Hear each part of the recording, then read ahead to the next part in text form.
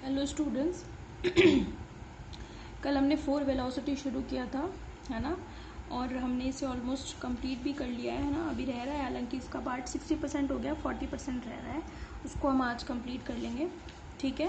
4 velocity में हम proper time interval निकाल चुके थे। प्रॉपर टाइम इंटरवल के लिए फॉर्मूला हमारा d tau is equal to d t 1 - u square upon c square की पावर हाफ। ये एस फ्रेम में है, सिमिलरली एस डैश फ्रेम में भी आप डैश लगा करके कर सकते हैं, राइट। अच्छा, अब आप देखिए कि हमने कहा था कि जो यू म्यू है ना, यानी कि नॉर्मली वेलोसिटी वी बराबर हम जानते हैं कि डिस्टेंस अपॉन या डिस्प्लेसमेंट अपॉन टाइम होती है। लेकिन अगर 4 वेलोसिटी होगी तो वहाँ पर जो पोजीशन है वो भी 4 होगी, और जो टाइम है वो नॉर्मल टाइम ना होकर के प्रॉपर टाइम इंटरवल होगा। ये मैंने आपको बात बता दी थी कल, ठीक है। तो वेलोसिटी जो है वो 4 वेलोसिटी है, तो उसके 4 कंपोनेंट्स जो हैं वो डिफाइन होंगे, ठीक है। तो हम क्या कर रहे थे, हाँ, तो मैंने आपको कहा था कि आप इसके कंपोनेंट्स निकाल के रखना, ठीक है। तो कुछ बच्चों ने तो कर लिया होगा और कुछ नालायक है, वो तो ना तो बिना कहे करते हैं, बिना कहे तो छोड़ो, वो कहते हैं तब भी नहीं करते, तो वो तो कभी भी नहीं करेंगे, है ना। जो जिनको करना है उन्होंने तो कर लिया होगा, आई होप, और जिन्होंने कर लिया होगा वो बैठे होंगे लेकर के चेक करने के लिए कि हमारा सही है कि नहीं है, ठीक है। ऐसे ही बच्चे कुछ करेंगे आगे जाके। चलो खैर, U1 फर्स्ट 4 वेलोसिटी का पहला कंपोनेंट मैंने आपको निकाल के दिखा दिया था, और सेकंड, थर्ड और फोर्थ कंपोनेंट जो है हमें निकालना है, ठीक है। चलें सेकंड कंपोनेंट निकाल लेते हैं, dx2 अपॉन डी टॉर्क, ठीक है। तो dx2 अपॉन ये डी टॉर्क है, फिर से वही डी टॉर्क की वैल्यू रख दीजिए, है ना, dt 1 - u square upon c square की पावर हाफ। तो इसमें तो कोई दिक्कत नहीं है, dx2 अपॉन dt तो फिर से ui बन गया, और ये जो गामा u है वो क्या है, ये 1 - u square upon c square की पावर हाफ, तो ये गामा u uy हो गया। समझ में आ गई बात, ठीक है। सिमिलरली आपका dx3 भी, ये भी निकल जाएगा, u3 भी, कोई दिक्कत नहीं है इसमें भी। तो ये दो कंपोनेंट निकालने में तो कोई दिक्कत नहीं आई होगी, ठीक है। तो ये आ गया आपका गामा u u z, ठीक है। 3 कंपोनेंट निकल गए। चौथा कंपोनेंट देखें आप कैसे निकलेगा। चौथा कंपोनेंट मतलब dx4 अपॉन डी टॉर्क, ठीक है। dx4 मतलब फोर्थ कंपोनेंट आपका क्या है, नॉर्मली x4 तो नहीं है, वो ICT है, और नीचे क्या है आपका dt 1 - u square upon c square की पावर हाफ। समझ में आ गई, ठीक है, कोई दिक्कत नहीं है। ये देखो आयोटा सी तो डिफरेंशिएशन में कोई लेना देना नहीं है, कांस्टेंट है, तो आयोटा सी तो बाहर आ गया, अंदर क्या बचा dt डिवाइडेड बाय dt 1 हो गया, मतलब dt के रेस्पेक्ट में 1 हो गया, और ये क्या बचा बाकी का गामा यू। समझ में आ गए। तो 3 कंपोनेंट तो इक्वल आते हैं, आइडेंटिकल आ रहे हैं, लेकिन चौथा कंपोनेंट अलग आता है, यानी कि वेलोसिटी का जो फोर्थ कंपोनेंट है वो थोड़ा डिफरेंट है, बाकी तीनों आइडेंटिकल हैं, ठीक है।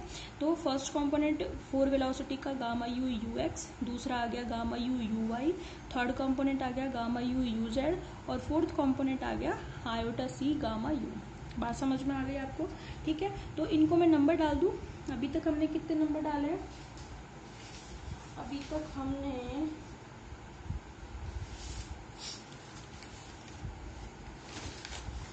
3 नंबर डाल दिए ना, इक्वेशन नंबर 3 तक हम डाल चुके हैं, तो इनको और डाल देते हैं। अलग अलग डालें, एक साथ डाल दें, चलो अलग अलग डाल देते हैं। इसको 4 डाल देते हैं, ये 5 हो गए, ये 6 हो गई, और ये 7 हो गई। समझ में आ गई बात आपको। मुझे क्या चाहिए, मुझे चाहिए summation u mu square, mu बराबर 1 से लेकर के 4 तक।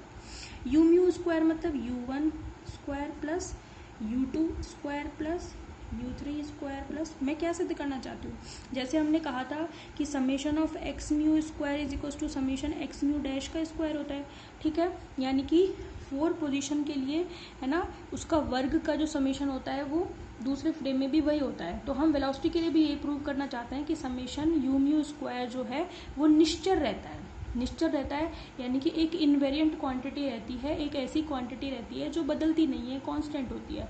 ये प्रूव करना है हमें, मैं आपको लास्ट में बताऊंगी टॉपिक क्लियर खत्म होने के बाद कि क्वेश्चन कैसे पूछा जा सकता है, ठीक है। तो u1 square u2 square u3 इन सबको हमने ऐड कर दिया, सारे कंपोनेंट्स की वैल्यू रख दो, सब निकाल चुके हम इक्वेशन 4 5 6 7 से। तो क्या आएगा हमारे पास, गामा यू स्क्वायर, मैं सब में से गामा यू स्क्वायर को कॉमन निकाल लूँ भाई, है ना, इन तीनों में से निकाल रही हूँ। गामा यू स्क्वायर अंदर क्या आएगा, u x square plus u y square plus u z square, चौथे को अलग से लिख रही हूँ माइनस का c square gamma u square. समझ में आ गई, क्योंकि आयोटा स्क्वायर -1 हो गया, सी स्क्वायर गामा यू स्क्वायर। ठीक है, अब मेरी बात सुनो आप। अब मैं क्या कर रही हूँ, इसको मैं क्या लिख सकती हूँ, इसको हम लिख सकते हैं गामा यू स्क्वायर, क्योंकि हम जानते हैं u square is equal to u x square plus u y square minus u z square होता है। ठीक है, चलें अब हम इसमें से गामा यू स्क्वायर को कॉमन ले लो, अंदर क्या बचेगा, u square minus c square. ठीक है, अच्छा आप इसमें से ना अब माइनस सी स्क्वायर को कॉमन ले लो, अंदर क्या बचेगा, 1 minus u square upon c square, और साथ में गामा यू स्क्वायर तो है ही। ठीक है, ये क्या है, ये क्या है भाई, 1 minus u square upon c square. क्या मैं इसको 1 अपॉन गामा यू स्क्वायर लिख सकती हूँ?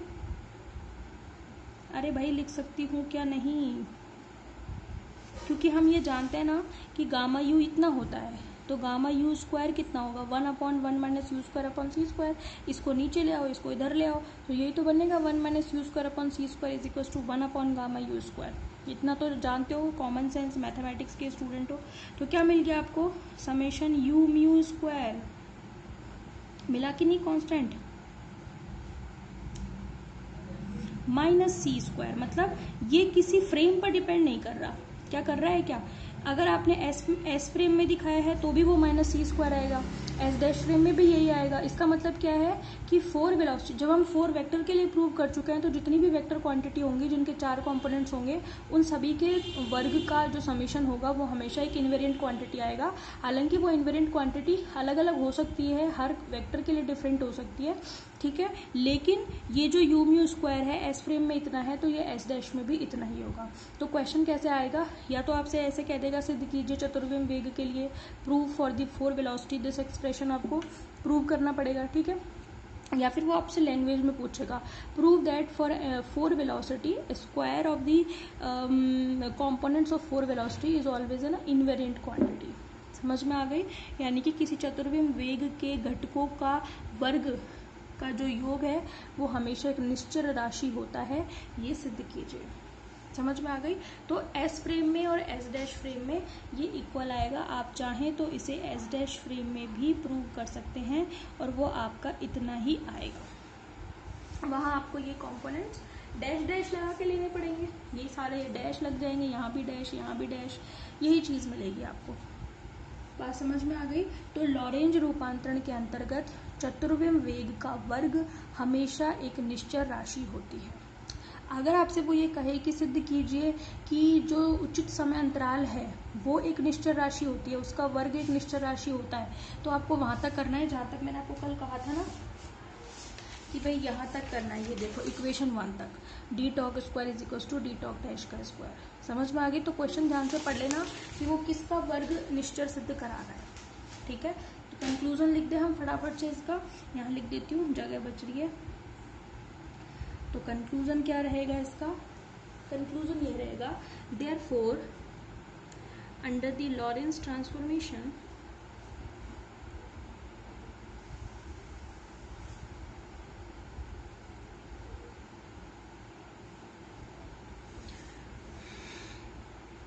square of 4 velocity is always an invariant quantity, और वो इनवेरिएंट क्वांटिटी है कितनी, माइनस सी स्क्वायर। कॉन्स्टेंट ही तो है ये, इनवेरिएंट ही तो है, क्या ये बदलेगी, क्या नहीं बदलेगी। समझ में आ गई बात आपको। ठीक है, तो ये आपका 4 वेलोसिटी। अब हम क्या करेंगे, ट्रांसफॉर्मेशन इक्वेशन और निकाल लेते हैं 4 वेलोसिटी की। हालांकि 4 वेलोसिटी का काम हो गया, लेकिन इसकी कुछ ट्रांसफॉर्मेशन इक्वेशन और है, यानी कि एक फ्रेम से दूसरे फ्रेम में 4 वेलोसिटी को किस तरह से ट्रांसफॉर्मेशन किया जाएगा। हमने पढ़ रखा है 4 वेक्टर किस तरीके से ट्रांसफॉर्म होता है, हमने मैट्रिक्स बनाई थी ना, याद है आपको, ए म्यू न्यू एक मैट्रिक्स बनाई थी, वही बनानी है इसके लिए भी। ठीक है, चलें देखें ट्रांसफॉर्मेशन ऑफ 4 वेलोसिटी।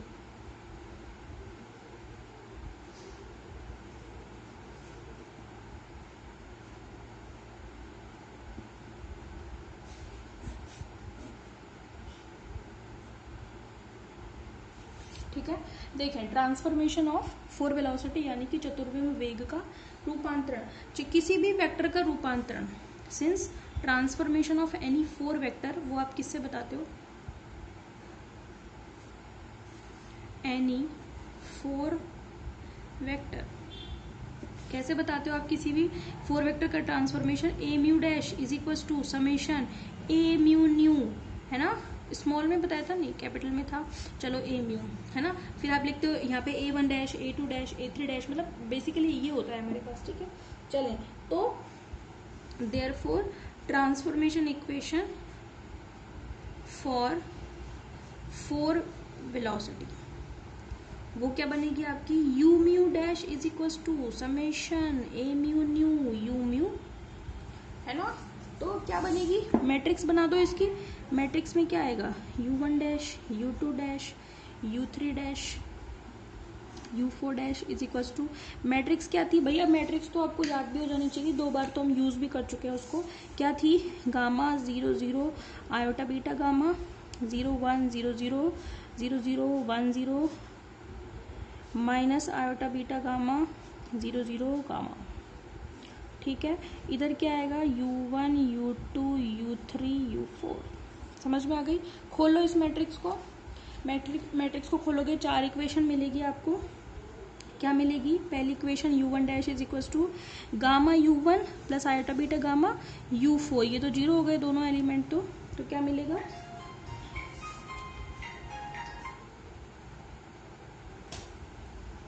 क्या मिलेगा? गामा कॉमन ले लो, गामा दोनों में ही है। अंदर क्या बचेगा? U1 plus iota beta U4, ठीक है भाई। दूसरी इक्वेशन क्या मिलेगी? U2 dash is equal to U2, है ना, मिलेगी कि नहीं? मैट्रिक्स से तो खोल लिया। U3 dash is equal to U3 और U4 dash is equal to, gamma common ले लो, अंदर क्या बचेगा? Minus iota beta U1 plus U4। समझ में आ गई बात आपको? 4 इक्वेशन मिल गई हम लोगों को, ट्रांसफॉर्मेशन की 4 इक्वेशन मिल गई। बस अब कुछ नहीं करना, जो हम जानते हैं यानी कि U1 U4 इनकी वैल्यू हम जानते हैं ना, U2 U3 सबकी वैल्यू जानते हैं, उनको बस यहाँ पर रखना है और एक 4 इक्वेशन निकालनी है ट्रांसफॉर्मेशन में, ठीक है। तो वैल्यू रख देते हैं जल्दी से, है ना, ठीक है। अब हम जानते हैं U1 U2 U3 U4 हमारे पास कितने कितने होते हैं और डैश में भी हम जानते हैं, तो फटाफट से लिख देते हैं सारे। यानी कि U1 U2 कितना हो गए? U1 U2 U3 U4 क्या क्या होते हैं बता दो जरा। U1 होता है हमारे गामा U UX, है ना। ये कितना होता है? Gamma U UY। ये कितना होता है? मतलब ऐसे कोऑर्डिनेट फॉर्म में लिख रहे हैं ना, ताकि लिखना आसान रहेगा, समझना भी आसान रहेगा। और चौथा होता है आपका आयोटा C गामा U, है ना। डैश में भी लिख दो, बस इन पे डैश ही लगाने। U1 dash U2 dash U3 dash U4 dash is equal to gamma U UX dash gamma U UY dash gamma U UZ dash और iota C gamma U dash, ठीक है। अच्छा, इस पे ये जो, हाँ ये भी डैश आएगा भाई, है ना, इन पे भी डैश लगेगा। तो गामा U डैश कितना होगा? वो होगा आपका 1/√1 minus U dash square upon C square. ये ध्यान रखना आप, ठीक है। गामा U तो है 1/√1 minus U square upon C square, ठीक है। बता दो उसको भी। And gamma U is equal to 1/√1 minus U square upon C square. समझ में आ रही है बात आपको? ठीक है। अब बस कुछ नहीं है, अब वैल्यू रख दो यहाँ पे। कहाँ पे? इन इक्वेशंस में रख दो। कितनी चल रही है इक्वेशंस हमारी? रिजल्ट जो था हमारा उसको मैंने 8 नंबर डाल दिया, ठीक है। यानी कि जो हमने माइनस C स्क्वायर प्रूव किया था ना, उसको 8 डाल दिया मैंने, और ये हमारा ये कंबाइंडली 9 हो गई है, ठीक है। देयरफॉर पुट इन इक्वेशंस 9, ठीक है। रख दो जरा फटाफट से। U1 डैश ये रहा, gamma U dash UX dash is equal to gamma अलग है भाई, गामा क्या है वो भी बता दो। गामा है 1/√1 minus V square upon C square. V है velocity of frame of reference, U है पार्टिकल की वेलोसिटी S फ्रेम में, U डैश है पार्टिकल की वेलोसिटी इन S डैश फ्रेम। समझ में आ गया? अंतर है भाई सब में। तो गामा U1 कितना है? गामा U UX, ठीक है, प्लस आयोटा बीटा U4 कितना है? Minus iota C gamma U। समझ में आ गई? इसको सॉल्व कर लो। इसमें से क्या कर लो आप? कॉमन ले लो। क्या कॉमन लोगे आप? गामा U कॉमन ले लो, है ना। अंदर क्या बचेगा? UX minus आईटा square minus 1 plus 1 हो गया प्लस बीटा सी, यही तो बचेगा, ठीक है ना भाई। ये तो आपका क्या बन गया, gamma U dash U X dash, ठीक है। अब बाकी की 3 और इक्वेशन आपको निकालनी है, यानी कि आपको क्या करना है, u2 डैश रखना है, u3 डैश रखना है, u4 डैश रखना है, u2 u3 ये सब रखना है, समझ में आ गई।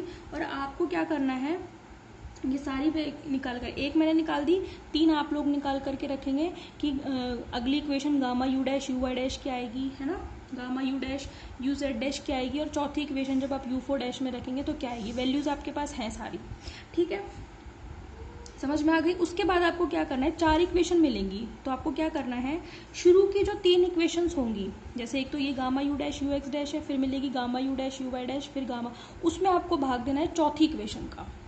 4 इक्वेशन मिलेंगी, तो शुरू की 3 इक्वेशन में 4th इक्वेशन से डिवाइड करना है, तो वो आपको ट्रांसफॉर्मेशन इक्वेशन मिल जाएगी, ठीक है। आई होप आप इसको कर लेंगे, सिंपल सा काम है, इतना तो करना भी सीखो, है ना, साथ साथ चलना सीखो, तभी बात बनती है भाई, ठीक है। Okay, thank you.